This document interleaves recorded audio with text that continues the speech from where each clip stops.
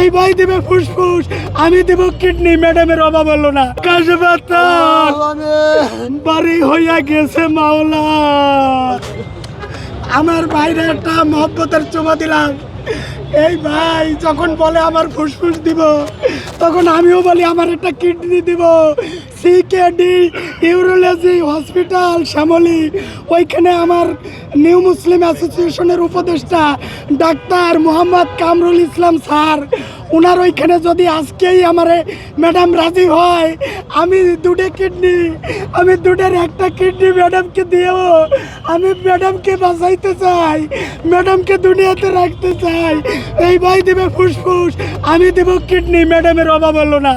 এখন আমার ডাক্তার যদি, এই ডাক্তার, আল্লাহ গো,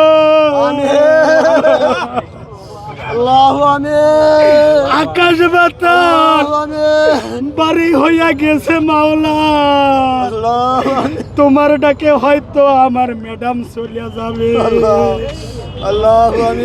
আমার কলবে দুরুমুরু করে, কখন যেন ম্যাডাম আমাদেরকে ছেড়ে চলে যাবে দূরে, আর আসবে না কবু ফিরে। ও আল্লাহ রে,